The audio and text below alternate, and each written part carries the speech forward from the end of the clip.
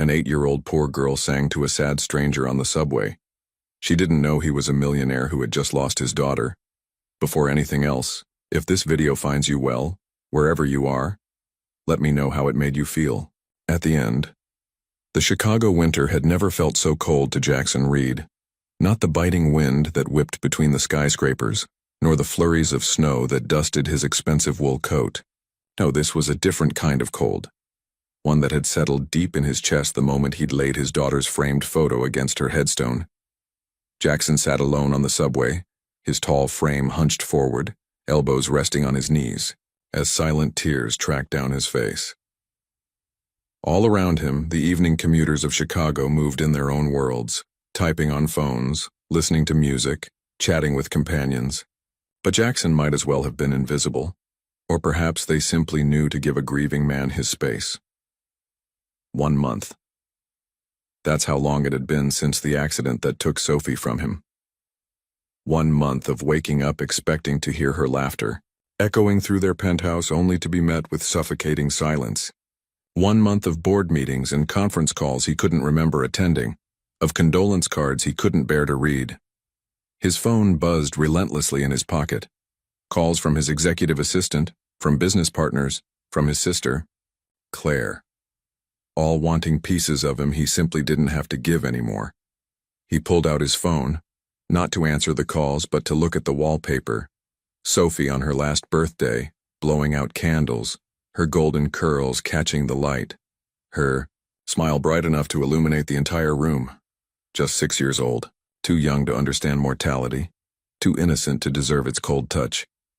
Final call for Fullerton Station, the automated voice announced over the speakers. Jackson didn't move. He didn't care where the train took him. What did destinations matter anymore? His thumb gently caressed the screen, smudging a teardrop that had fallen on Sophie's digitized face. "Daddy?" He heard her voice in his memory. "You promised you'd never be sad."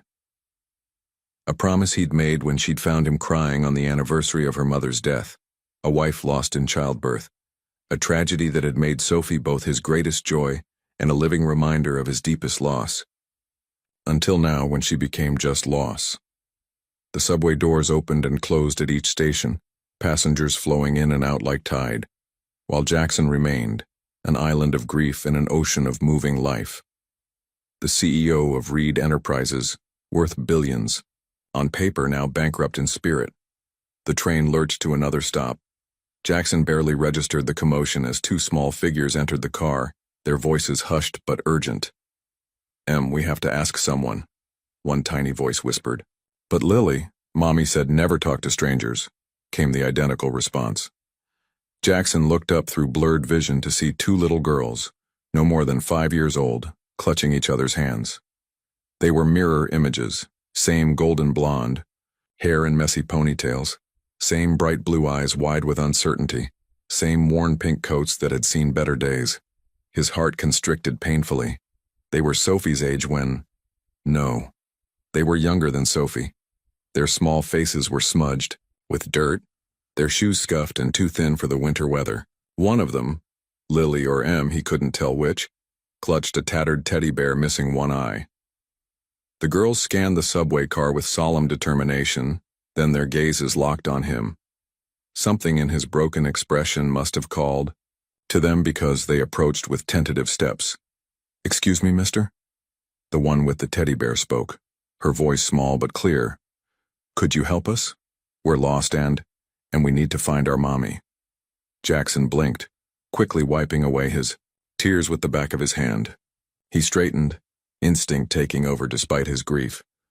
"Where's your mother?" he asked, his voice hoarse from disuse. The second twin stepped forward, protective of her sister. "She's sick, very sick. We were supposed to stay with Mrs. Porter, but she fell asleep and we wanted to get medicine for Mommy." Jackson's professional instincts kicked in, assessing the situation. 2 small children, alone, clearly underprivileged, possibly homeless. His mind cleared slightly, responsibility cutting through the fog of his personal tragedy. "What's your mother's name? Where do you live?" he asked gently. The first twin's lower lip trembled. "Catherine Miller." We live. We lived. Her voice broke, and suddenly both girls were crying. Our home is gone, the second twin managed between sobs. Please help us, mister. Mommy's sick and we don't know where to go. Something cracked open in Jackson's frozen heart. A fissure just wide enough for these two lost souls to slip through. He knelt down to their level, and as he looked into their terrified, hopeful eyes, he saw a reflection of his own daughter. The pain was unbearable, but with it came something else, a purpose, however fleeting. My name is Jackson, he said softly, offering his hand. And I promise we're going to find your mother. A promise he didn't know if he could keep, but the first words that had felt real leaving his lips in a month. And as the twins' tiny hands reached for his, Jackson Reed began to cry once more, not just for the daughter he had lost, but for these children who needed him now. The subway car lurched forward as Jackson gathered himself, still kneeling before the twins. Their small faces, streaked with tears yet filled with trust, stirred something protective within him. Let's start with your names, Jackson said gently, pulling a handkerchief from his pocket to wipe their tears. I'm Emma, said the one clutching the one-eyed teddy bear. And this is Lily. We're 5. Lily nodded solemnly, her tiny fingers still intertwined with her sister's. Are you sad because you lost someone too? She asked with the disarming directness only children possess. Jackson's breath caught. Yes, he managed after a moment. My daughter, Sophie.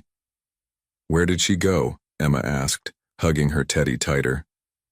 To heaven, Jackson whispered, the words still feeling like glass in his throat. Emma's eyes widened. Our daddy went there too. Mommy says he watches over us. Jackson swallowed hard, fighting back a fresh wave of tears. He glanced around the nearly empty subway car, then back at the girls' thin coats and worn shoes.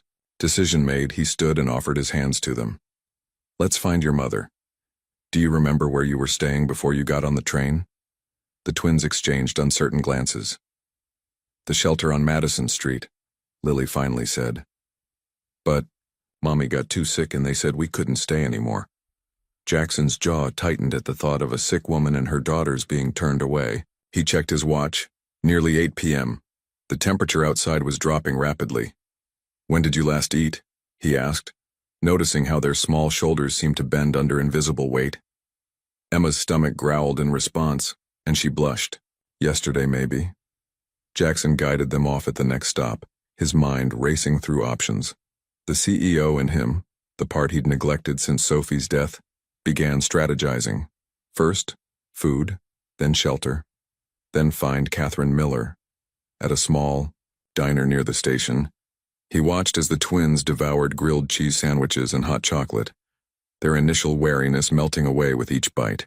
The waitress shot curious glances at the unlikely trio, a man in a $1,000 coat with 2 clearly underprivileged children. My mommy's really smart, Lily said between bites. She was a teacher before she got sick. The best teacher, Emma added loyally. She reads us stories even when her voice gets too tired. As they ate, Jackson made calls, to homeless shelters, to hospitals. No Catherine Miller registered anywhere. The twins couldn't remember their last address, just that they'd moved a lot. When Emma yawned, her small face fighting exhaustion, Jackson made another decision. He called his driver, then his housekeeper, to prepare the guest room at his penthouse. Would you girls trust me to give you a safe place to sleep tonight? He asked. I promise we'll find your mother tomorrow. Lily looked at him skeptically, but Emma, perhaps sensing the genuine concern beneath his grief-worn exterior, nodded. You have kind eyes, she said simply. Like Mommy's. In the back of his sleek black car, the twins marveled at the leather seats and twinkling city lights. Their innocent wonder reminded Jackson painfully of Sophie, yet somehow it didn't pierce as sharply as before. There was something else mixing with the grief now, a strange, tentative purpose. As they drove through Chicago's gleaming financial district, Emma suddenly pressed her face against the window. Look, Lily, the Angel Building. Jackson followed, her gaze to the towering Reed Enterprises headquarters, its illuminated spire piercing the night sky. That's where I work, he said softly. Emma turned to him with wide eyes. You work with the angels? A small, genuine smile, the first in a month, tugged at Jackson's lips. No, but sometimes I think they work with me. When they arrived at his penthouse, the twins stood frozen in the marble foyer, clutching each other's hands. Is this a palace? Lily whispered. Jackson looked around at the cold opulence that had felt so empty since Sophie's death. Through their eyes, he saw it differently. Not as a mausoleum of memories, but as a sanctuary that could offer warmth and safety. It's just a house, he said, kneeling to their level again. But tonight, it's your house too. As he tucked them into the guest bed, both still clutching Emma's teddy between them, Jackson felt the ice around his heart crack a little more. Will you find our mommy tomorrow? Emma asked sleepily. I promise, Jackson said, meaning it more than any business deal he'd ever made. Now sleep, little ones. And for the first time since Sophie's death, Jackson Reed sat down to plan for tomorrow. Dawn brought a flurry of activity to Jackson's normally silent penthouse. He'd barely slept, spending most of the night researching Catherine Miller and calling contacts who might help. His assistant, Martha, nearly dropped her coffee when she arrived to find her boss, who had been a ghost of himself for weeks, already dressed and focused with two small girls eating pancakes at his kitchen island. Mr. Reed, she stammered. I didn't realize you had guests. Martha, meet Emma and Lily, Jackson said, pouring coffee. Their mother is missing and we're going to find her. Clear my schedule. The twins watched this exchange with wide eyes, syrup dripping from their forks. They looked different in the morning light, still in yesterday's clothes, but their faces were clean and their hair brushed after Jackson had awkwardly helped them wash up. You have a swimming pool in your bathroom, Lily had exclaimed at the sight of his marble tub, making Jackson smile despite himself. Now, as Martha made calls and arranged for a private investigator, Jackson knelt before the girls. Do you remember anything else about where you were staying? Any landmarks or special places nearby? Emma's brow furrowed in concentration. There was a big lion statue. Mommy said it was guarding us. The public library, Jackson and Martha said simultaneously, and a park with a broken carousel, Lily added quietly. Mommy promised someday we'd ride on one that worked. Jackson nodded, pieces falling into place. They were staying near Grant Park, probably in one of the shelters on South Michigan. An hour later, bundled in new coats Jackson had Martha purchase overnight, they began their search. The twins sat in the back of his car, faces pressed against windows as they pointed out familiar sights. That's where Mommy took us for hot chocolate. Once, Emma exclaimed, pointing to a small cafe. It was her birthday present to us. Jackson made note of every location, creating a map of Catherine Miller's desperate attempts to give her daughters moments of joy amid their struggles. At the third shelter, a tired-looking woman recognized the twins' photo on Jackson's phone. Catherine Miller, she confirmed. Sweet woman, terrible situation. She left 4 days ago when her fever got worse.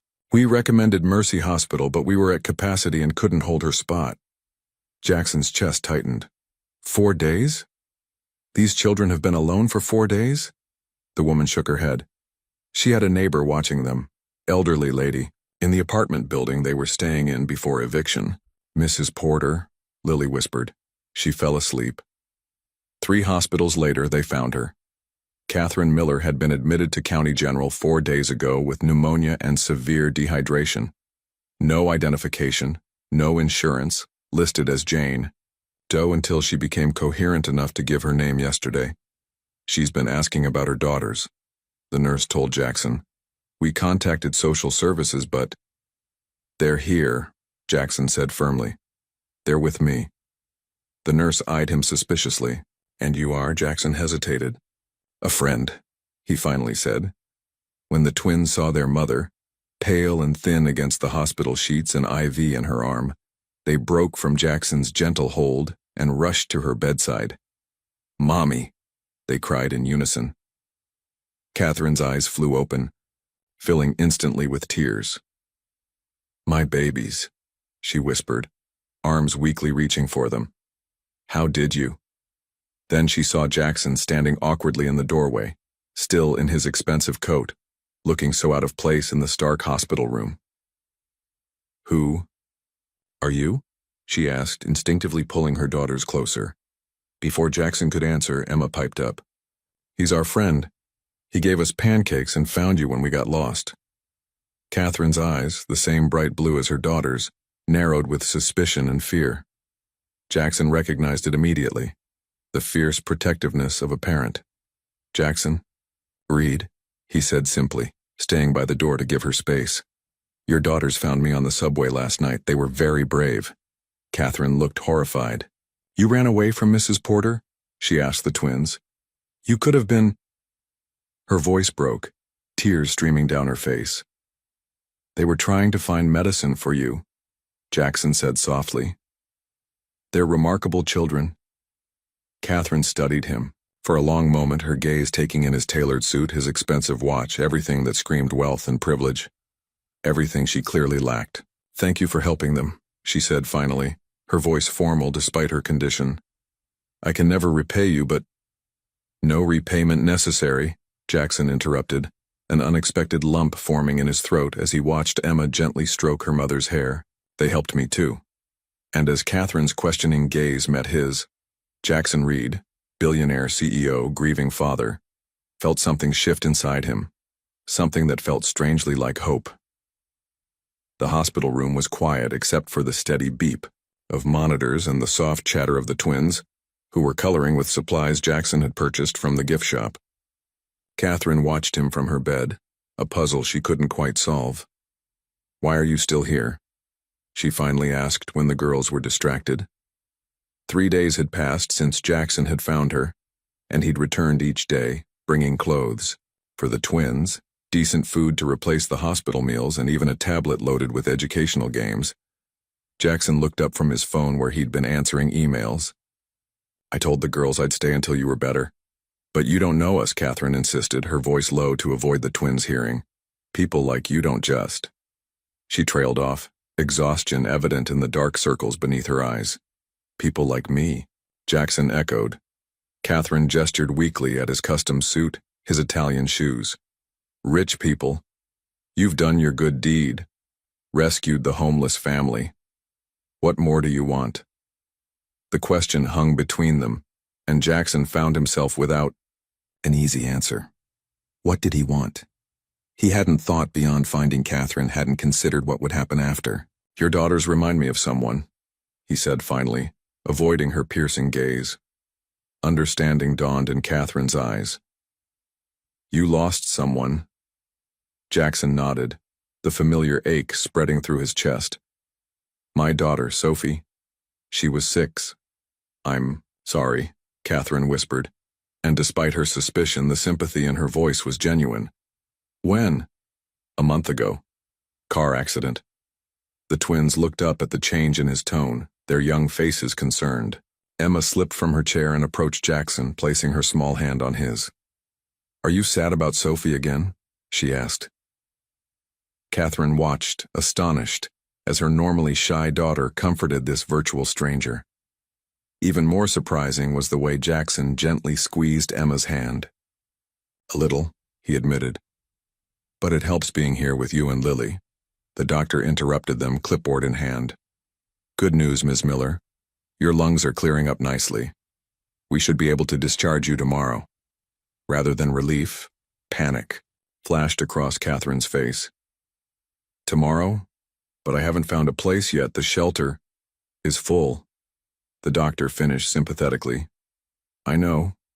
Social Services is working on it, but with the current housing crisis. Jackson stood abruptly. She has a place to go. 3 pairs of eyes turned to him in surprise. Mr. Reed, Catherine began. I appreciate everything you've done, but we can't accept. I own a building in Lincoln Park, Jackson interrupted. It has a vacant apartment. It's yours until you get back on your feet. The doctor nodded approvingly, before leaving them to discuss the details. As soon as the door closed, Catherine's expression hardened. We're not your charity case, she said firmly. And I don't accept handouts from strangers, no matter how expensive their suits are. Jackson sat on the edge of her bed, surprising her with his directness. Before Sophie died, I was working 18-hour days building my company. I miss so much. His voice broke slightly. After she was gone, nothing mattered. I was just going through the motions. Then your daughters found me. Catherine's defenses wavered as she glanced at the twins, now back to their coloring. Emma and Lily gave me a reason to get out of bed these past few days. Jackson continued. So consider the apartment payment for therapy services rendered. P. Reluctant smile tugged at Catherine's lips. You're persistent, Mr. Reed. Jackson, he corrected. And yes, it's how I built a Fortune 500 company before 40. Catherine studied him for a long moment. What company? Reed Enterprises. Her eyes widened. The Reed Enterprises? The Angel Building? She glanced at her daughters, understanding. Emma's earlier comment? Jackson nodded, suddenly self-conscious under her scrutiny. I was a teacher before I got sick, Catherine said softly. I taught my students about your sustainable energy initiative last year. Something shifted between them. A moment of recognition beyond their circumstances. A glimpse of the people they were beyond, wealthy businessman and homeless mother. 1 month, Catherine finally said. We'll stay 1 month while I find work and save for a place of our own. 3 months, Jackson countered, the businessman in him emerging. Catherine raised an eyebrow. 2, and I'll cook dinner for you once a week as rent. Deal, Jackson said, offering his hand. As they shook on it, Lily looked up from her coloring book. Does this mean we get to keep our new friend? Both adults turned to her, momentarily speechless, the innocent question laying bare the unexpected connection that had formed between these unlikely allies. Yes, Jackson answered before Catherine could. It does. This isn't an apartment, Catherine whispered, as they stepped into the spacious 3-bedroom unit on the 10th floor of Jackson's Lincoln Park building. This is a palace. The twins raced ahead, their excited squeals echoing off the high ceilings as they discovered each room. Catherine stood frozen in the entryway, clutching her small bag of belongings, all that remained after months of downsizing and desperation. It's furnished, of course, Jackson said, watching her reaction carefully. Nothing fancy, but... Nothing fancy? Catherine repeated, taking in the gleaming hardwood floors, the wall of windows overlooking the park, the modern furniture that probably cost more than she'd made in her last year of teaching. Jackson, this is... temporary, he reminded her gently. 2 months, remember? Catherine nodded, but the tightness in her throat remained. Pride had kept her going through her illness, through the evictions, through the nights in shelters when she'd told the twins they were on a grand adventure. Now that same pride made accepting this generosity almost physically painful. The kitchen is stocked, Jackson continued, leading her further inside. And there's a doorman downstairs if you need anything. Mommy, Lily called, running back to them. There are beds with purple blankets and books. So many books. Catherine's composure finally broke at the sight of her daughter's joy. Tears spilled down her cheeks. Tears she hadn't allowed herself since her diagnosis 2 years ago. Jackson discreetly stepped away, giving her a moment to collect herself. When she found him again, he was in the smaller bedroom, helping Emma arrange her tattered teddy bear on a shelf beside a row of new stuffed animals. You didn't have to do all this, Catherine said from the doorway. Jackson shrugged, his expression unreadable. I've had a lot of resources and nowhere meaningful to direct them lately. That evening, after the twins were tucked into their new beds, still marveling at having separate rooms for the first time in their lives, Catherine found Jackson on the balcony, staring at the city lights. Thank you, she said simply, joining him at the railing. Not just for this, but for finding me. For keeping them safe. Jackson nodded, his profile sharp against the night sky. How did it happen? He asked after a moment. You said you were a teacher. Catherine sighed, the familiar weight of her story settling on her shoulders. Autoimmune disorder. Started with fatigue, then joint pain. By the time they diagnosed it properly, I'd used up my sick days and most of my savings, the medical bills. She shook her head. The twins' father left when I got pregnant, said he hadn't signed up for twins. So it was just me. The American dream, Jackson said bitterly. Work hard, get sick, lose everything. Catherine glanced at him, surprised by his cynicism. Says the billionaire CEO.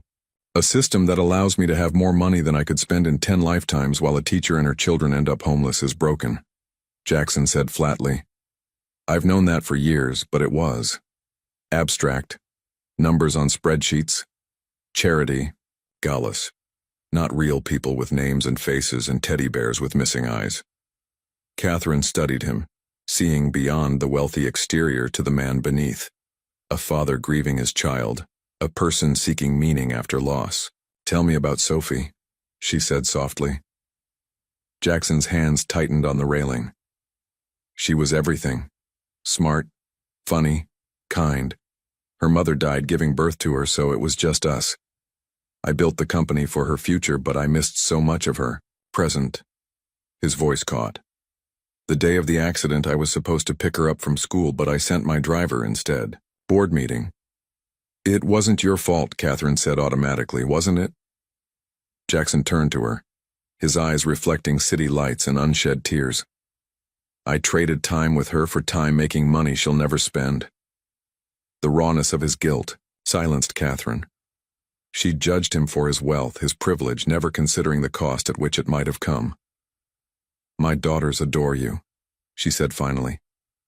Emma asks when you're coming every morning. Lily saved half her dessert for you yesterday. Jackson smiled faintly. They're extraordinary children. They are, Catherine agreed. And they're very good judges of character. A comfortable silence fell between them. Two parents from vastly different worlds connected by loss, by need, by the unexpected kindness of children. I should check on the girls, Catherine said eventually. Good night, Jackson. Catherine, he called as she reached the door. I have connections at several private schools in the city. When you're ready, the twins deserve a good education. Instead of the rejection he expected, Catherine simply nodded. They do. And when I'm on my feet again, I'd like to teach. Perhaps you know someone who might hire a teacher with a 2-year employment gap? I might, Jackson replied, something like admiration in his eyes. For the first time in years, Catherine went to sleep planning for a future rather than just surviving the present. And for the first time since Sophie's death, Jackson thought about tomorrow with something other than dread. 2 weeks into their new living arrangement, routines began to form. Jackson visited every other evening, always bringing something small for the twins, books, art supplies, once a puzzle that they all worked on together at the dining table. Tonight was Catherine's turn to fulfill her part of their bargain. She'd prepared dinner, nothing fancy, just homemade lasagna and garlic bread, but the pride she felt seeing it laid out on the elegant dining table surprised her. Something smells amazing, Jackson said as he entered, hanging his coat on the rack that was quickly becoming his spot. Jackson.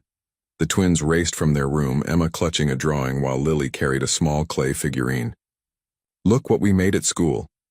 Catherine watched as Jackson crouched to their level, examining their creations with genuine interest. The private school he'd arranged for them was beyond anything she could have imagined.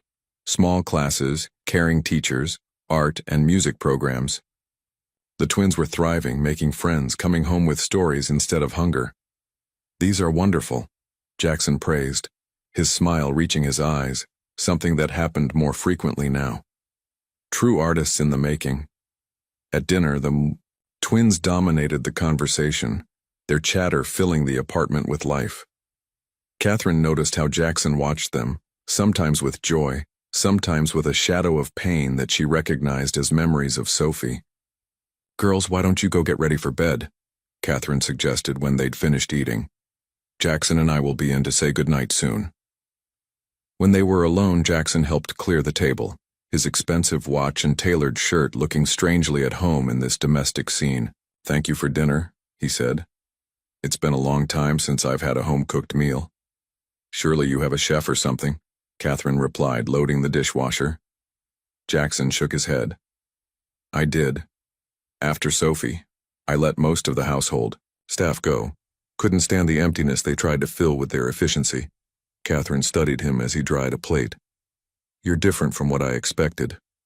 Oh, when Emma told me a rich man in a fancy coat had helped them, I pictured some Wall Street type patting himself on the back for his charity, she admitted. I didn't expect you to keep showing up. Jackson placed the dried plate in the cabinet. I didn't expect to want to. The honesty in his voice created a moment of connection that Catherine wasn't prepared for. She turned back to the sink, uncomfortable with the warmth spreading through her chest. Mommy, Jackson, we're ready, Lily called from down the hall. In the twins' bedroom, they found the girls already in bed, Emma clutching her beloved teddy, bear newly repaired with a button eye Jackson had sewn on himself. Will you tell us about Sophie? Emma asked suddenly. Jackson froze and Catherine started to redirect the conversation, but he raised a hand to stop her. What would you like to know? He asked, sitting on the edge of Emma's bed. Was she nice? Did she like ice cream? Did she have toys like us? The questions tumbled out with the characteristic directness of children. Catherine watched Jackson carefully, ready to intervene if the memories became too painful.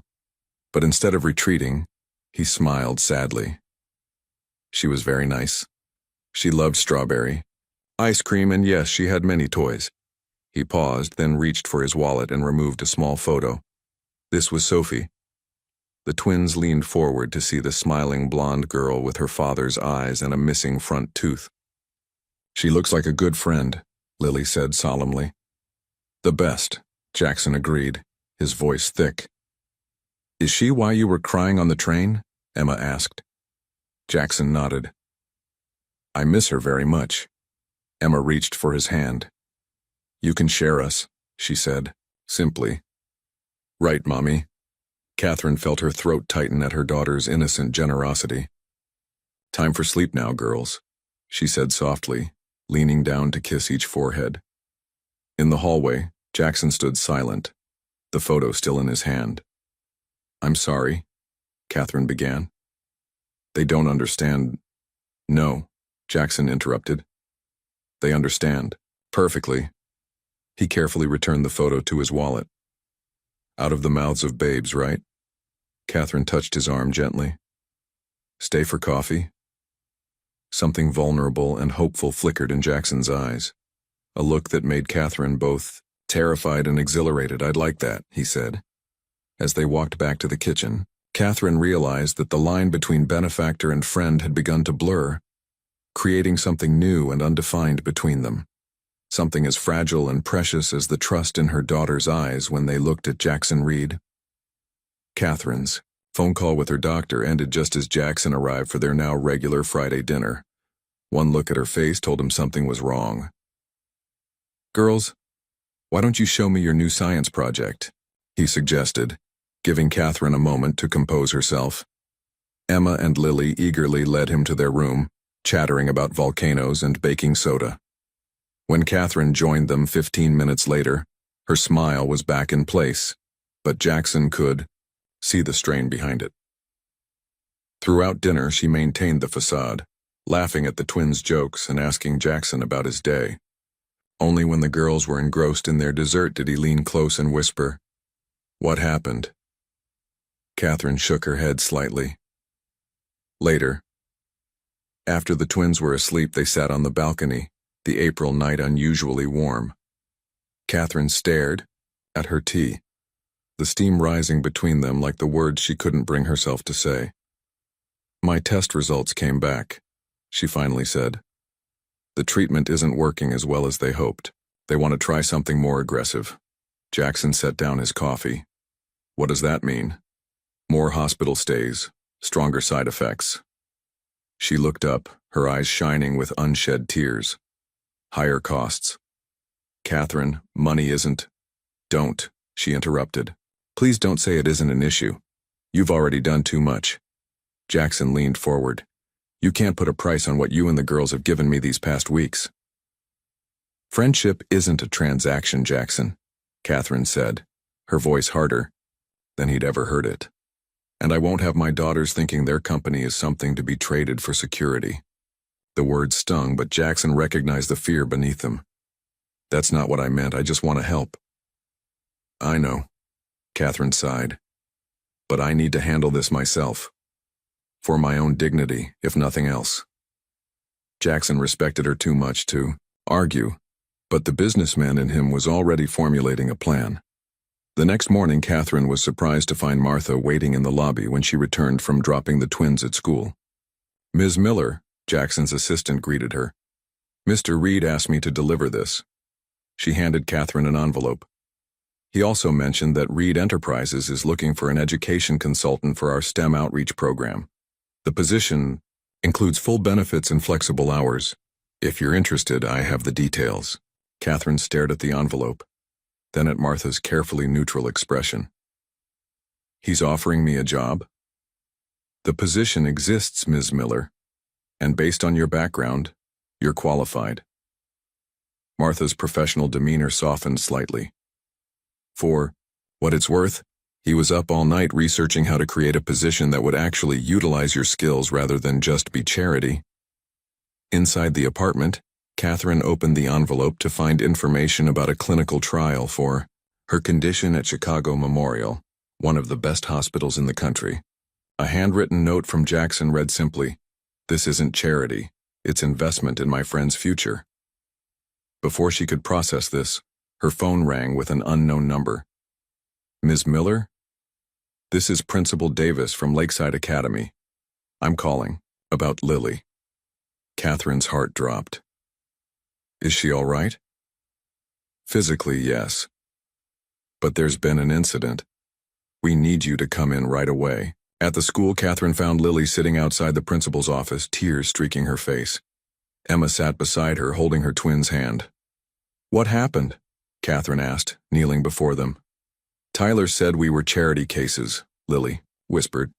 "He said we only got in because a rich man felt sorry for us." "I told him to shut up," Emma added fiercely. But Lily pushed him and he fell. Principal Davis appeared in the doorway. "Ms. Miller, if we could speak privately." Inside the office, the principal explained the situation. "Tyler's parents are upset. They're threatening to press the issue with the board." "He was bullying my daughters," Catherine replied, anger replacing her initial shock. "I understand," Principal Davis said sympathetically, "but the Bradleys are major donors, and given the unusual circumstances of the twins' enrollment." Catherine understood immediately. "You mean because Jackson Reed is paying their tuition?" The principal had the grace to look embarrassed. "It puts the school in a difficult position. So does discriminating against children because of their background," Catherine countered, years of teaching experience giving her confidence. "I wonder if Mr. Reed would be interested to hear how his generous donation is being managed." The mention of Jackson's name worked exactly as she'd hoped. Principal Davis backpedaled quickly, assuring her that Lily would receive only a warning, while Tyler would be spoken to about his behavior. As they left the school, Catherine texted Jackson, "Need to talk. Not about the job or the trial. Something else." His reply came immediately, "On my way." Catherine looked at her daughters, their small faces troubled by their first encounter with class prejudice. The fragile new world they were building was facing its first real test, and Catherine realized that regardless of her pride, she needed Jackson, not just his resources, but his presence, his support, his place in their lives, and that terrified her more than any medical diagnosis.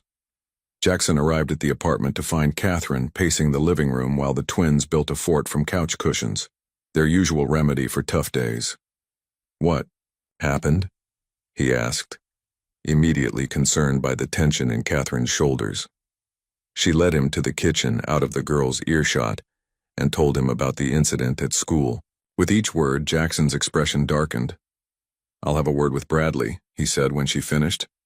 "We sit on a charity board together." "That's exactly what I don't want," Catherine replied firmly.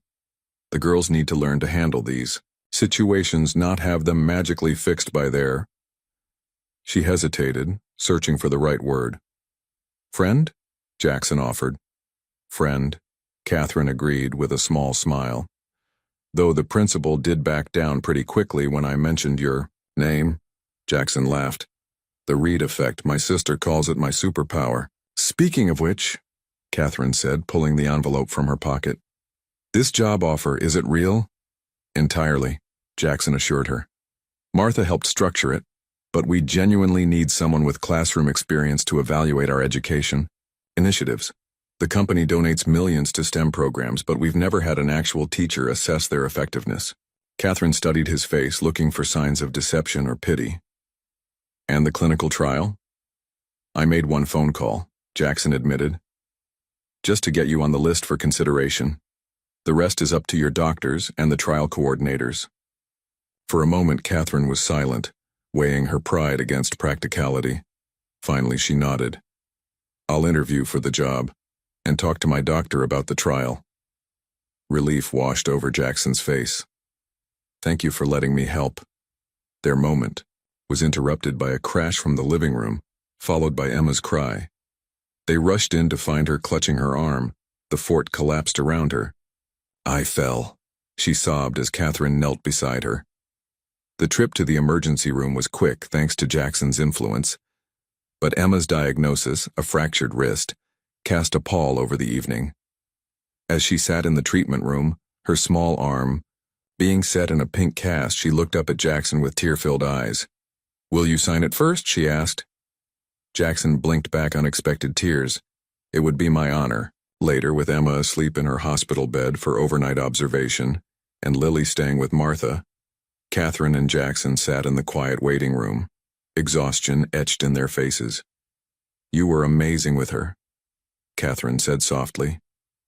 The way you kept her calm during the X-ray, the stories you told to distract her. Jackson stared at his coffee cup. Sophie broke her arm when she was 5. Playground accident. I was in Tokyo when it happened. He looked up, his expression haunted. I missed so much, Catherine. Business dinners instead of bedtime stories. Conference calls instead of parent-teacher conferences. Catherine reached for his hand, a gesture that had become familiar in recent weeks. You're here now. For Emma. For Lily. For you, Jackson added, his voice low. The words hung between them, charged with meaning neither was ready to fully acknowledge. I need to tell you something, Catherine said after a moment. My condition, it's more serious than I've let on. The relapse, it's not just a setback. Without this new treatment. She couldn't finish, but she didn't need to. Jackson's grip on her hand tightened. What do the twins know? He asked practically. Just that Mommy gets tired sometimes. Catherine whispered, her composure finally cracking. Jackson, if something happens to me, it won't, he interrupted fiercely. But if it does, she insisted, they have no one. No family, no guardian, no... They have me, Jackson said, the words emerging before he could consider their implications. If you'll trust me with them. Catherine looked at him. This man who had entered their lives by chance, whose grief had mirrored her fear, whose generosity had given her daughters opportunities she'd never dreamed possible. Why? She asked simply. Why us? Why this? Jackson was silent for a long moment. When Sophie died, I died too. I was just going through the motions, Catherine, then Emma and Lily found me, and he struggled to find the words. They needed me. No one's needed me, really needed me since Sophie was born. And now, Catherine pressed, sensing there was more. Jackson met her gaze directly. Now I need you, all of you. I need your daughters. Laughter in my empty life. I need your strength and your pride and your homemade lasagna. His attempt at humor fell flat as emotion overwhelmed him. I need this family you've created. The word family hung in the air between them, as fragile and precious as the trust in Emma's eyes when she'd asked Jackson to sign her cast first. Before Catherine could respond, a nurse appeared in the doorway. Ms. Miller, your daughter's asking for you. And Mr. Reed. As they walked back to Emma's room, Catherine knew they stood at a crossroads. The path forward would require trust she wasn't sure she possessed, vulnerability she'd spent years avoiding, and faith in a future neither of them had imagined just months ago. Yet as Emma's face lit up at the sight of them, Catherine felt something shift inside her, fear giving way to something that felt dangerously like hope. 7 years earlier, Jackson, Reed stood in a hospital room much like Emma's, holding his newborn daughter for the first time. The joy of Sophie's arrival was shattered by the doctor's words. "I'm sorry, Mr. Reed. We couldn't stop the bleeding. Your wife is gone." In that moment, as he looked into his daughter's innocent face, Jackson made a silent vow. He would give this child everything, protect her from all harm, build a world where she would never want for anything. What he couldn't know then was how that promise would shape his life. The driven businessman he'd become, the father who provided everything except enough of his presence. Now, as he watched Catherine sleeping in the uncomfortable chair beside Emma's hospital bed, Jackson wondered what Elizabeth would think of the man he'd become. His late wife had loved his ambition, but tempered it with her own gentle wisdom. Would she approve of this unexpected bond with a struggling single mother and her twins? Somehow, he thought she would. Across the room, Catherine stirred, fragments of her own past filtering through her dreams. 6 years ago, she sat across from Mark Miller as he slid the unsigned birth certificate across the table of their small apartment. "Twins?" he'd said, his voice cold with disbelief. "And now this diagnosis? This isn't what I signed up for, Kate." "Neither did I," she'd replied, her hand protectively covering her swollen belly where Emma and Lily grew, blissfully unaware of their father's rejection. "But it's what we have." He'd left that night taking what little savings they'd accumulated, leaving behind only his absence and a promise unkept. Catherine had given birth alone, named her daughters alone, and built a life for them alone.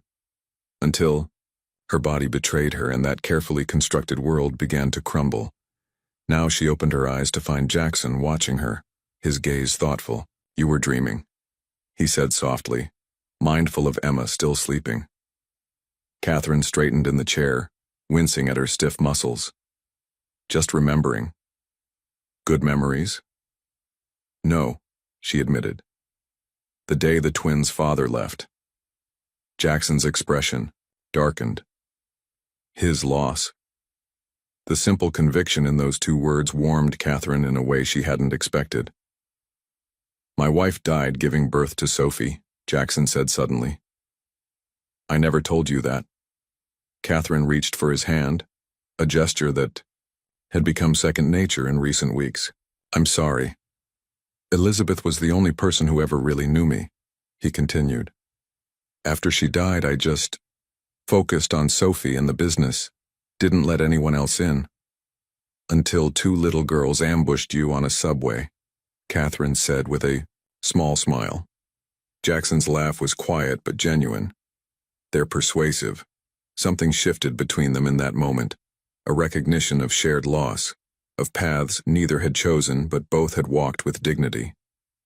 "I'm going to take the job," Catherine said, "and apply for the trial." Jackson squeezed her hand. "I was hoping you would.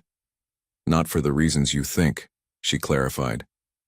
"Not just because of the medical benefits or the financial security, but because—" She paused, gathering her courage. "Because I want the girls to see that accepting help doesn't mean surrendering independence, that there's strength in connection." "Is that what we have?" Jackson asked quietly. "Connection?" Before Catherine could answer, Emma stirred, her small face lighting up at the sight of them. "You stayed," she said to Jackson, wonder in her voice. "Of course I did," he replied, moving to her bedside. "How's the arm, brave girl?" As Jackson helped Emma with her breakfast, making her giggle despite her pain, Catherine watched them together. This man who had lost so much, this child who had never known a father's love, fitting together like puzzle pieces meant to connect. Later, when they returned to the apartment with Emma proudly showing off her cast to Lily, Catherine found Jackson on the balcony, his phone in hand. "Everything okay?" she asked, joining him. "My sister Claire is back from Europe," he said, his expression troubled. "She's concerned about my sudden attachment to your family." The words stung, though Catherine had expected something like this eventually. "She thinks I'm after your money." "She doesn't know you," Jackson said firmly, "but she wants to. Sunday dinner at my place. Will you come?" All of you? The invitation hung between them. Not just a meal, but a statement. A step towards something neither had been looking for, but both had found. Yes, Catherine said simply, understanding the weight of her acceptance. We'll come. As they stood, side by side, watching the city lights emerge against the darkening sky, Jackson realized that for the first time since Sophie's death, he was making plans beyond tomorrow, and Catherine, leaning slightly against his shoulder, allowed herself to imagine a future she'd thought forever closed to her, one where she wasn't fighting alone. Behind them, the twins' laughter floated through the open door, the sound that had brought them together, the symphony of the unexpected family they were becoming. Jackson's penthouse overlooked the Chicago skyline, its floor-to-ceiling windows capturing the sunset in brilliant oranges and pinks. Catherine and the twins stood in the marble foyer, momentarily overwhelmed by the opulence that made their temporary apartment seem modest by comparison. "It's so big," Lily whispered, clutching her sister's hand. Emma, her casted arm decorated with colorful signatures, nodded solemnly. "Like a castle in the clouds." Jackson appeared from the kitchen, looking unexpectedly domestic in jeans and a casual sweater rather than his usual suit. "Welcome to my home," he said, his smile betraying a hint of nervousness Catherine had never seen before. The twins rushed forward, hugging his legs with the easy affection they'd developed for him. Catherine followed more slowly, taking in the space that reflected so much of Jackson's life. Minimalist, expensive, and strangely impersonal, except for a wall of photographs featuring Sophie at various ages. "Your sister isn't here yet?" Catherine asked, smoothing her dress, a simple blue one she'd purchased with her first advance from the Reed Enterprises job. "Claire is pathologically early for everything except social engagements," Jackson explained, leading them to the living room. "She'll be exactly 7 minutes late. It's her power move."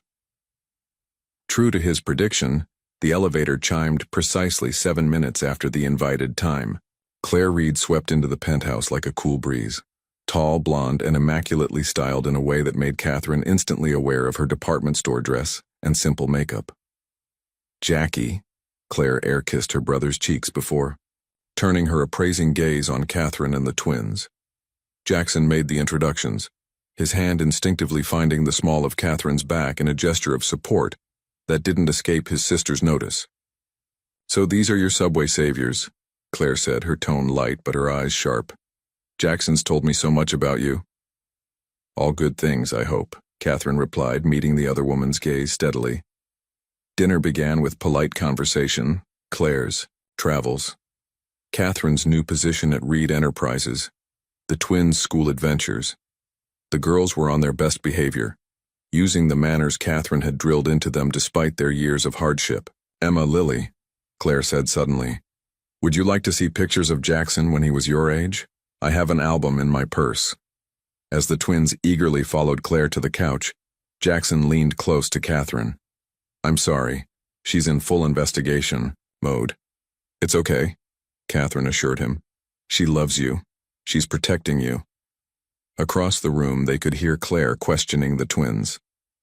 "So, you like living in my brother's building? And going to that fancy school?" "We love it," Emma said, enthusiastically. "Jackson taught me to play chess, and I'm learning the piano at school." "And do you miss your old home?" Claire pressed gently. Lily's face clouded. "Sometimes. But Mommy isn't sick as much here, and we have our own beds." "And Jackson makes Mommy smile," Emma added innocently. She didn't smile a lot before. Catherine felt heat rise to her cheeks as Jackson's hand found hers under the table. When the twins were distracted by dessert, an elaborate chocolate creation Jackson's chef had prepared, Claire cornered Catherine in the kitchen. "My brother's been through hell," she said without preamble. "Sophie was everything to him." "I know," Catherine replied calmly. "He's vulnerable," Claire continued, "and generous to a fault." Her implication hung in the air between them. Catherine set down her coffee cup carefully. "Mrs. Porter, the elderly lady who was watching my girls when they ran away, she used to say that people see in others what exists in themselves." She met Claire's gaze directly. If you're looking for an opportunist, you'll find one. If you're looking for someone who cares about your brother beyond his bank account, you might find that too. Claire studied her for a long moment before her expression softened slightly. He's different with you, more like his old self. He's healing. Catherine said, we all are. Back in the dining room, they found Jackson sitting between the twins, helping them build a tower from dessert spoons that collapsed in a clatter of silver and giggles. Catherine couldn't remember seeing him so relaxed, so present. As the evening wound down, Claire pulled her brother aside while Catherine helped the twins with their coats. She's not what I expected, Claire admitted. What did you expect? Jackson asked. Claire shrugged elegantly. Someone less? Formidable? She glanced at Catherine, who was patiently tying Lily's shoes. The background check showed nothing concerning, by the way. Jackson's expression hardened. You had her investigated? Of course I did, Claire replied unapologetically. Someone needed to be practical while you were having your midlife crisis or spiritual awakening or whatever this is. It's called living again, Jackson said simply. Something in his tone made Claire look at him, really look at him, for the first time since her return. You're in love with her, she said, not a question but a realization. Jackson watched Catherine with the twins, her gentle efficiency, her quiet strength, the smile that reached her eyes when Emma said something that made her laugh. Yes, he said, finally the admission as much to himself as to his sister. I think I am. Claire sighed dramatically, but there was affection beneath her exasperation. Well, at least she makes good coffee, and those little girls are. She paused, searching for the right word. Family, Jackson finished for her. Their family, Claire. As they said their goodbyes, Claire hugged Catherine, a brief but genuine embrace that spoke volumes. Take care of him, she whispered. He needs it more than he knows. In the elevator down to their apartment, Emma leaned sleepily against Jackson's side. I like your sister, she mumbled. She showed us baby pictures. Did she now? Jackson replied, his arm automatically wrapping around the child's shoulders. Catherine watched them together, then caught Jackson's gaze over Emma's head. The look they shared contained a universe of unspoken feelings: gratitude, fear, hope, and something deeper that neither was ready to name, but both had begun to recognize. Family, Jackson had called them. And for the first time in years, Catherine allowed herself to believe it might be true. Catherine's first month at Reed Enterprises had gone better than she'd dared hope. Her role evaluating the company's education initiatives utilized her teaching experience while accommodating her health needs. The flexible hours allowed her to be there for the twins, and the salary was more than generous. Too generous, according to the whispers that followed her through the gleaming hallways of Reed Tower. Morning. Ms. Miller, her assistant Greg said as Catherine arrived at her office. The education committee reports are on your desk, and he hesitated, lowering his voice. Just a heads up, there's been some talk. Catherine set down her bag. What kind of talk? Greg looked uncomfortable. About you and Mr. Reed, people wondering if your relationship is why you got this position. Though she'd expected this eventually, the words still stung. Thank you for telling me, she said calmly. Alone in her office, Catherine stared at the Chicago skyline through her window. The past weeks had been something from a dream, the twins thriving at school, her health improving with the new treatment, and Jackson. Jackson becoming something she'd never expected, never dared hope for. Her phone buzzed with a text from him.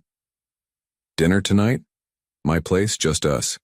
Claire's taking the twins to that animated movie they've been talking about. Catherine smiled at the message, then frowned as Greg's warning echoed in her mind. She was falling for Jackson, had already fallen, if she was honest with herself. But these whispers reinforced her deepest fear, that people would always see her as a charity case, an opportunist, a woman who'd traded her company for security. When she didn't immediately respond, Jackson called. Is everything okay? He asked, concern evident in his voice. Fine, she said too quickly. Just busy with the committee reports. Catherine, Jackson said, his tone gentle but firm. What's wrong? She sighed, never able to hide things from him. People are talking, Jackson. About us, about why I'm here. His response was immediate. I'll address it. This is unacceptable. No, Catherine insisted. That would only make it worse. Confirm their suspicions that I'm getting special treatment. You're not, Jackson said firmly. You earned this position. Your background evaluation of the Chicago pilot program saved us millions and improved outcomes for the students. His defense warmed her, but the doubt remained. Maybe we should be more professional at work. Keep some distance.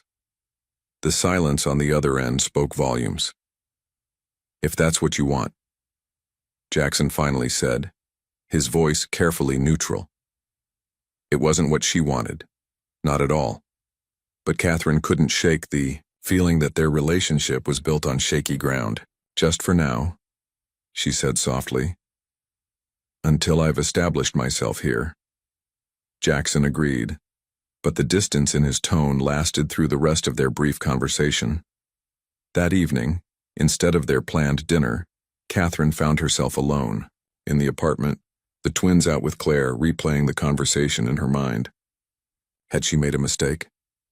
Was she letting pride interfere with happiness again? A knock at the door interrupted her thoughts. She opened it to find a delivery man with a large envelope. Catherine Miller, he confirmed, handing her the package. Inside was a manila folder containing photographs. Jackson entering her apartment building late at night, the two of them on the balcony together. Jackson with the twins at the park. Attached was a note. Does Reed Enterprises know about the CEO's special project? The board might be interested in these. Catherine's hands shook as she flipped through the photos. They were innocent moments, but presented this way, they seemed calculated and secretive. She immediately called Jackson, but it went to voicemail. Next, she tried Claire, who answered on the second ring. Is everything all right? Claire asked, the sounds of the movie theater in the background. Someone's been watching us, Catherine explained, her voice tense. Taking pictures. They sent them to me with a threat to show the board. Blackmail, Claire said sharply. Don't worry. The girls are fine. We're heading home now. I'll drop them with my assistant and meet you at Jackson's. An hour later, Catherine and Claire spread the photos across Jackson's dining table. He stood at the window, his back to them, shoulders rigid with anger. It's Reynolds, Claire said confidently. He's wanted your position for years.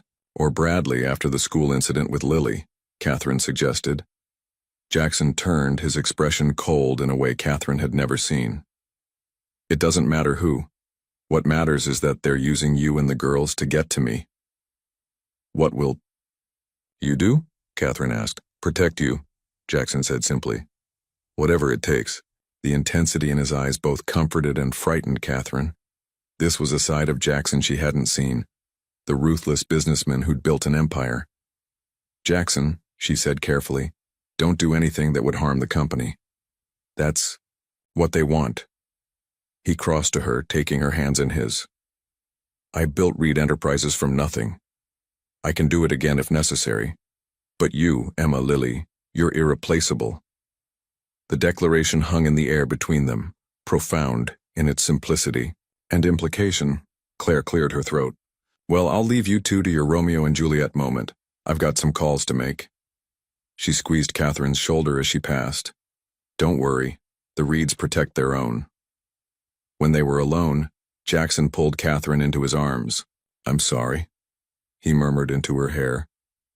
I never wanted this to touch you or the girls. Catherine leaned into his embrace, drawing strength from his solid presence.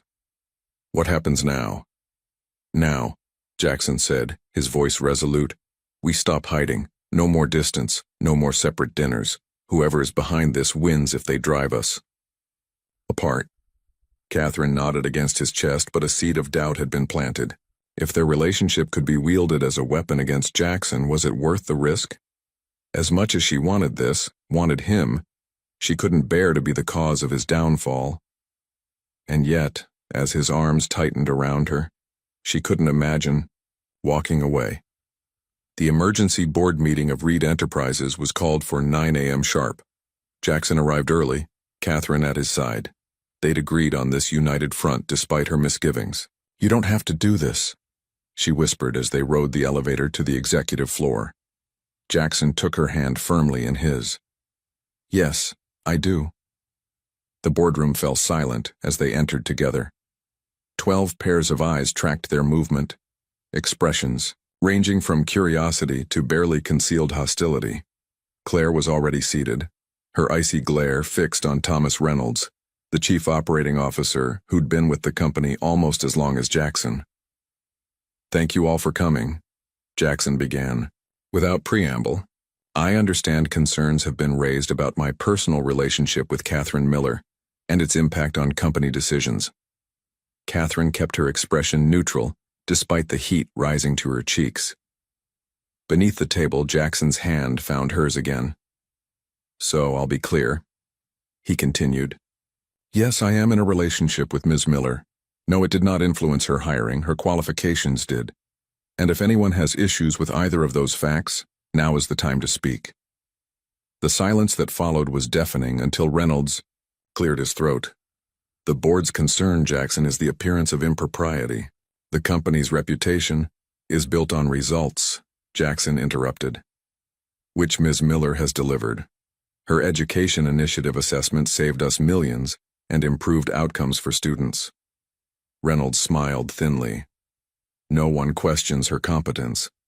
But surely you understand how this looks, especially given her background." Catherine felt Jackson tense beside her. "Her background as an award-winning teacher? Or are you referring to something else, Tom?" The implication hung heavy in the air. "All I'm saying," Reynolds continued smoothly, "is that the anonymous photos sent to board members raise questions about judgment and transparency." So it had gone further than they thought. Catherine fought to maintain her composure as Reynolds revealed that all board members had received the photos, along with detailed accounts of the twins' enrollment at Lakeside Academy and Catherine's medical treatments at Chicago Memorial. "I move that we place Ms. Miller on administrative leave while an independent committee reviews her hiring and role," Reynolds concluded. Before Jackson could respond, Catherine stood. "That won't be necessary. I resign, effective immediately." "Catherine." "No," Jackson began, but she cut him off with a look. "My work speaks for itself," she told the board calmly. "I won't allow it to be undermined by gossip and innuendo. Mr. Reed hired me because I'm qualified. The fact that we care for each other shouldn't erase that. But clearly for some of you it does." She gathered her papers and walked out, head high despite the tears threatening to fall. Jackson followed her to the elevator, his expression a storm of anger and concern. "You didn't have to do that," he said, echoing her earlier words. "Yes, I did," Catherine replied softly. "For my dignity, for yours." The elevator doors closed between them, a physical manifestation of the barrier that had just been erected in their carefully constructed world. Back in the apartment, Catherine found a voicemail from the twins' school. An emergency meeting had been called regarding their enrollment status, another consequence of the photos, no doubt. As she sank onto the couch, Catherine wondered how quickly their fragile happiness was unraveling. The life they'd been building seemed to be collapsing around them, all because she'd allowed herself to hope for something more than survival. When Jackson finally arrived home that evening, his expression told her everything. "Reynolds is gone," he said simply, "but the damage is done." Catherine sat across from Principal Davis, her hands clasped tightly in her lap to hide their trembling. The twins were in class, blissfully unaware of the meeting that might determine their educational future. "Ms. Miller," Principal Davis began uncomfortably, "certain concerns have been raised by other parents regarding your relationship with Mr. Reed and its connection to the twins' scholarship." "You mean gossip fueled by those photos?" Catherine said evenly. The principal had the grace to look embarrassed. "We value Emma and Lily as students. Their academic progress has been remarkable. But the Board of Trustees is concerned about appearances," Catherine finished for her. "Just like Reed Enterprises." "Essentially, yes." Catherine took a deep breath. My daughters have lost enough in their short lives. I won't let them lose this too. Before Principal Davis could respond, the office door opened and Jackson strode in, looking every inch the CEO despite the strain evident in his face. I apologize for being late, he said, taking the seat beside Catherine. His hand found hers, instinctively. The principal's demeanor shifted immediately. Mr. Reed, we were just discussing my family. Jackson interrupted firmly. Catherine and the twins are my family, and I won't have them penalized for it. The word family hung in the air between them. Catherine squeezed his hand, drawing strength from his presence. The twins' scholarship comes directly from my personal foundation, Jackson continued. Not corporate funds. Their academic records speak for themselves. If that's not enough for Lakeside, we'll find a school that values education over gossip. His defense, delivered with quiet intensity, left Principal Davis fumbling for words. She promised to convey his position to the board and ended the meeting hastily. In the hallway, Catherine turned to Jackson, emotion tightening her throat. Thank you? Don't thank me, he said, his voice rough with feeling. I should have protected you all better. This isn't your fault, Catherine insisted. It's the price of living in the public eye. A price you and the girls shouldn't have to pay. They walked in silence to the car, the weight of recent events bearing down on them. Catherine thought about the twins, how quickly they'd adapted to each new challenge, how resilient they'd been. What happens now? She asked as they drove away from the school. Jackson's hands tightened on the steering wheel. That depends on what you want, Catherine. What I want, she echoed, surprised by the question. I've made decisions about our lives, the apartment, the school, the job, believing they were best for you and the girls. But I never asked what you really wanted. The candor in his voice made Catherine turn to study his profile. I want the twins to be happy and safe, she said slowly. I want my health to stabilize so I can be there for them. And I want, she hesitated, the words catching in her throat. Tell me, Jackson urged softly. I want not to be afraid anymore, Catherine admitted, of being sick, of being homeless, of caring about you. Jackson pulled the car over and turned, to face her fully. I'm afraid too, he confessed.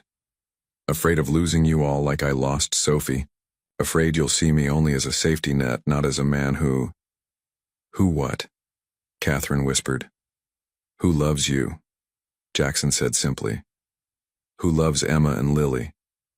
Who wants to build a life with you, not out of obligation or guilt or loneliness, but because you've brought meaning back to my world. Tears spilled down Catherine's cheeks, months of tightly controlled emotion finally breaking free. I love you too, she managed through her tears. But I'm scared it's not enough. That we're too different, from worlds too far apart. Jackson cupped her face gently. Then we build our own world, together. In that moment, with Chicago traffic flowing around their stationary car, Catherine made her choice. Not out of necessity or gratitude, but out of love.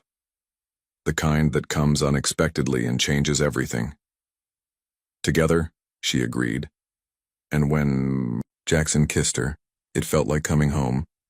The announcement appeared in the Chicago Tribune's business section.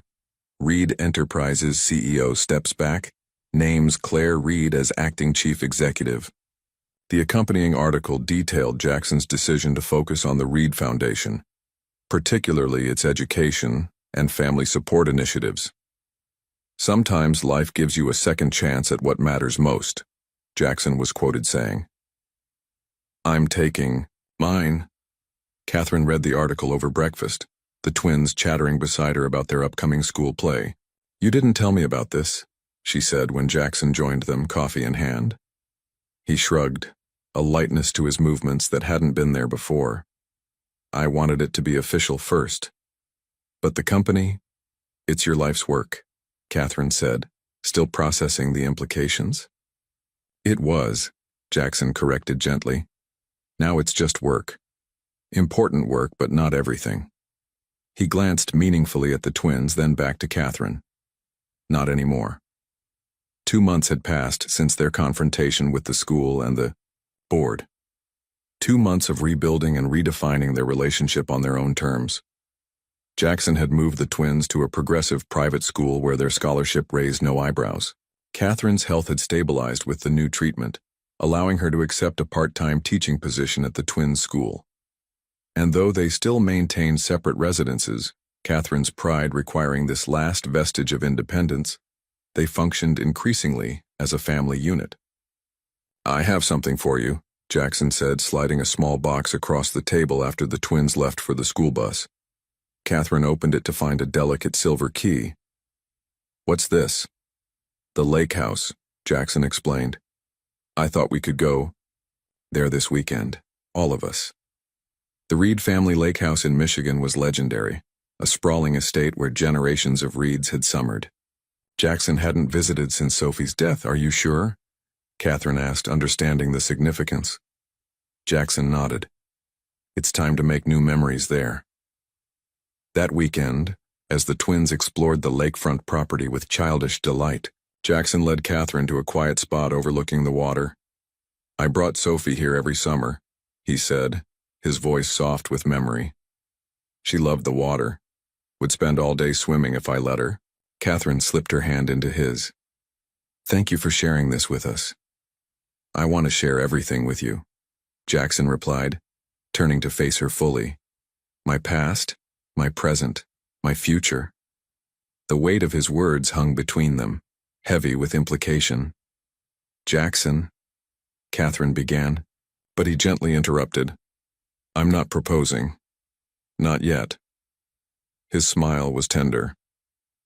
"I know you're not ready, but I want you to know that when you are, I'll be here. No rush, no pressure." Catherine's heart swelled with emotion. This man who had everything had given her the most precious gift of all, time and space to heal, to grow, to choose. That evening, they built a bonfire on the beach. As the twins roasted marshmallows, squealing with delight when they caught fire, Jackson wrapped an arm around Catherine's shoulders. "I have something else for you," he said, handing her an envelope. Inside, Catherine found legal documents, a trust established for Emma and Lily, providing for their education through college, and a deed to the apartment they'd been living in, transferred to Catherine's name. "I can't accept this," she said immediately, her old pride flaring. "It's not a gift," Jackson clarified. "It's security for the girls, regardless of what happens between us. If you accept me, accept this too, not as charity, but as my commitment to their future." Catherine looked at her daughters, their faces glowing in the firelight, then back to the man who had changed their lives in ways she was only beginning to understand. "Okay," she said simply, letting go of the last of her resistance. As darkness fell, Emma spontaneously began to sing, the same song she'd once sung to a crying stranger on a subway train. Lily joined in, their sweet voices harmonizing in the night air. "You Are My Sunshine" had never sounded more poignant, more perfect, as it drifted across the peaceful lake, a melody of hope, of family found in the most unexpected of places, of love that heals even the deepest wounds. 1 year later, Jackson stood in the crowded auditorium of Westlake Academy, shifting nervously from foot to foot. Beside him, Catherine squeezed his hand reassuringly, her smile radiant in the warm June light filtering through the windows. "They'll be wonderful," she whispered as the elementary school choir assembled on stage. Jackson nodded, his eyes fixed on the 2 small blonde heads in the front row, Emma and Lily, dressed in matching blue dresses, their faces solemn with concentration, as the music teacher raised her baton. The past year had brought changes none of them could have imagined that fateful night on the subway. The Reed Foundation's new initiative, providing integrated medical care and housing for families with health challenges, had launched to national acclaim. Catherine had returned to full-time teaching, her condition in remission thanks to the clinical trial. The twins had blossomed at their new school, their natural intelligence nurtured by teachers who saw beyond their humble beginnings, and Jackson. Jackson had found purpose beyond business success, joy beyond grief, love beyond loss. The choir began to sing, their young voices rising in harmony. When the solo section began, Emma stepped forward, her confidence evident as she sang the opening verse of "You Are My Sunshine."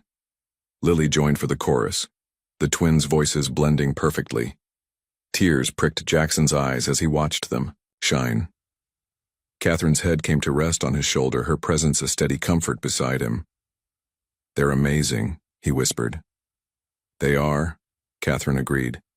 "Sophie would be proud of you, you know." The mention of his daughter no longer brought sharp pain, just a bittersweet ache, a reminder of what had been and what might have been. "I think she would," Jackson said softly. "She always wanted siblings."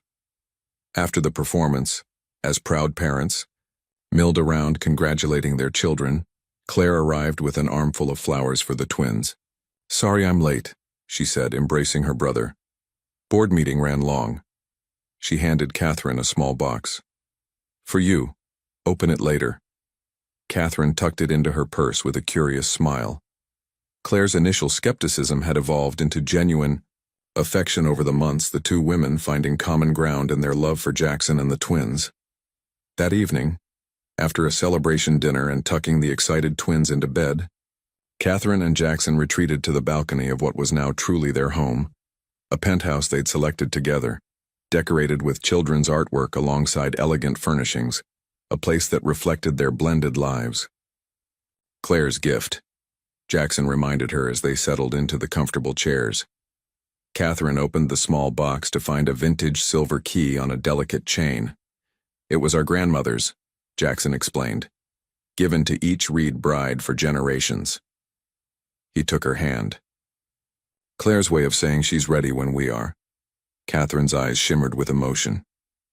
"I'm ready," she said simply. Jackson blinked in surprise. "You are?" She nodded, a year of healing and growth evident in her serene smile. The twins asked me last week if you were going to be their dad forever. I realized I didn't have a good reason to say no anymore. Jackson knelt before her chair, taking both her hands in his. "Catherine Miller, will you marry me? Will you and the girls make me the happiest man in Chicago?" "Yes," she answered without hesitation. "Yes to all of it." As they sealed their promise with a kiss, the sound of small feet padded across the living room. Emma and Lily appeared in the doorway, teddy bear in tow, somehow sensing the momentous occasion. "Did you ask her?" Emma inquired solemnly. Jackson laughed, not at all surprised the twins were in on the secret. "I did." She said yes. The girls rushed forward, throwing themselves into the embrace, their joy pure and uncomplicated. Looking at their small family circle, formed by chance, strengthened by choice, bound by love, Jackson thought of that dark night on the subway when he'd been drowning in grief. How two small voices had pulled him back to life. How a proud, struggling mother had taught him to love again. Some called it coincidence. Some called it fate. Jackson Reed called it his second chance. A journey from darkness to light, from loss to love, from isolation to family. A journey that had begun with a child's song on a Chicago subway and culminated here, in the arms of the woman and children who had become his world. "Can we sing our song?" Lily asked, her small face earnest in the moonlight. And so, on the balcony high above the city where their story began, they sang together, a family created not by blood, but by something far stronger, the courage to begin again.